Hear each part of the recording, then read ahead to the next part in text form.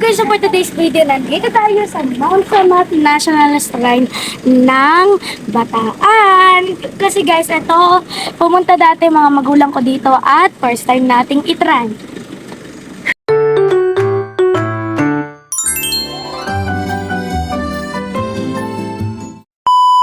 Papunta kami ngayon sa Mount Samat National Shrine, isa sa mga kilalang historical site sa Bataan. Matatagpuan ito sa bayan ng Pilar at nakatayo sa tuktok ng Mount Samat bilang pag-aalala sa kabayanihan ng mga sundalo noong digmaan.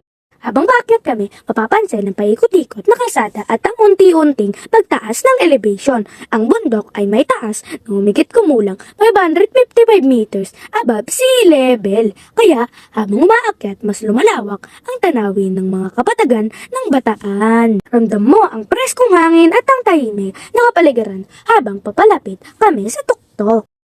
Grabe guys, ang hirap dito pumanay kahit yung kotse na papagod. Okay guys, saka pupunta tayo ng mataas na hagdanan, papunta doong cross na nasa renovation. Kaya di natin pwedeng lapitan, tapos sa museum na dinidesign pa, kaya bawal din puntahan. Ako sila nagsimula na agad. Asen! Ba't parang 300 talaga to? Asen! Mami. Okay guys, so nandito tayo sa malaki. Pero tawag ko dyan 300 stairs. May papakita ko sa'yo. Family tree ng gagamba. Guys, grabe, ang daming gagamba. Na-stuck, ano yung spider web? Na-stuck sila. Okay ba tayo? Okay na tayo! Okay guys, so let's start our journey na umaakyat sa cross in renovation. Okay guys, so ginagawa ko munang yung payong ng tungkod. Kaya ayun, punta na tayo.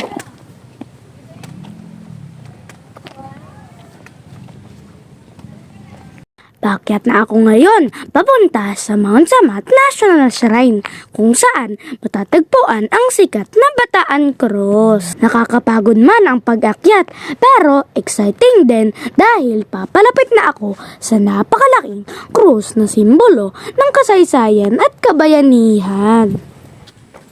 Okay guys, so malapit na din tayo. Di ko po alam kung anong tawag doon, pero tingnan nyo po yung view. Ganda. Nagturo ako, baka manunaw pa ako. Sobrang taas na natin dito, turo mo doon. Doon na sa gilid, nandoon na yung museum. Tapos ang taas po ng view. Tapos kasi bababa po muli tayo doon, tapos doon na tayo sa museum. Pero hindi tayo makakapunta kasi dinidesign. Design ba yun o renovation din? Nire-redesign. Nire-redesign.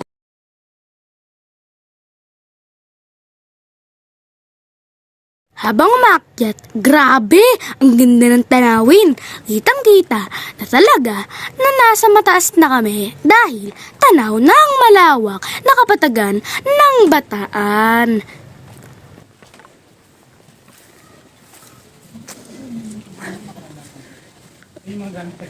Okay guys, ang ganda po neto. Puro mga kanyan. Tinan mo yun. Saan na kanyan? Buti na ka ng...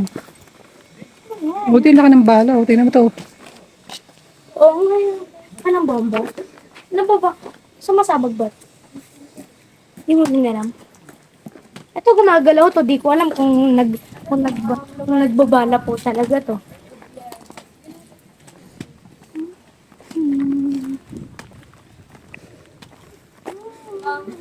Ramdam mo ang preskong hangin at ang katahimikan ng paligid habang papalapit kami sa tuktok. Sa bawat takbang, mas lalo naming nakikita ang malaking krus sa harap, senyales na malapit na kami sa isa sa mga pinakakilalang landmarks ng lugar. Matapos naming marating ang tuktok ng Mount Samat National Shrine. Okay guys, so I think tapos na tayo kasi sabi nga daw bawal daw lapitin kasi nire-renovate. Pero tingnan nyo po guys yung view. Ay no, ng cross. Tapos tingnan nyo po, ito na po yung end. Ito po yung end. Ito po. Tapos yung view. Diba po? So, tapos na po guys. Kaya titignan po natin naman yung museum.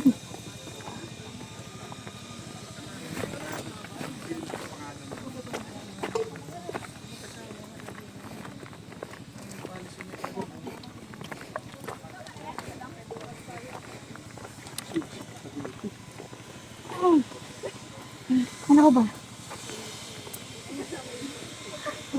Panira naman sa isang puno. Kala ko ba? Okay guys, so pupunta na tayo museum. Saka time-lapse na naman ulit to kasi bababa tayo. Pero meron pa isa pa itong shortcut yung hagdanan lang. Kaya, ayun, punta na tayo. Habang pababa kami, napansin namin na mas mabilis pala ang paglalakad kumpara noong paakyat. Hindi na ganon kabigat sa pakiramdam ang bawat hakbang at mas relax na rin ang lakad namin. Sa daan pababa, makikita mo pa rin ang napakagandang tanawin ng Bataan, ang malawak na kapatagan, mga bundok sa malayo, at ang preskong hangin na talagang nakakagaan ng pakiramdam. Makalipas ang ilang minuto ng paglalakad, malapit na rin kami makarating sa pahingahan sa may museum. At pagdating namin doon, agad naming nilapitan si Mama na nagpapahinga. Hindi na siya sumama sa pag-akyat kanina dahil masakit ang kanyang tuhod. Kaya doon na lang siya naghintay habang kami ay naglakad papunta sa cross.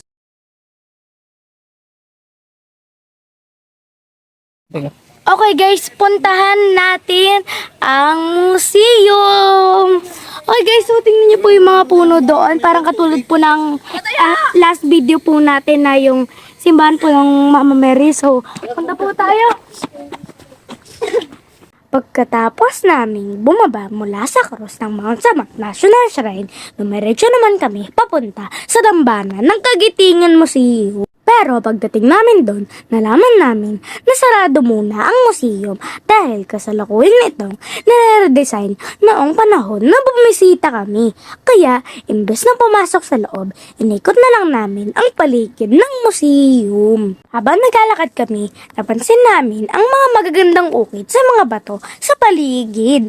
Makikita sa mga ito ang iba't ibang eksena mula sa kasaysayan ng digmaan. Pagkatapos namin libutin ang paligid, nakarating na rin kami sa harapan ng museum kung saan makikita ang napakataas ng bandila ng Pilipinas na buong pagmamalaking nakataas.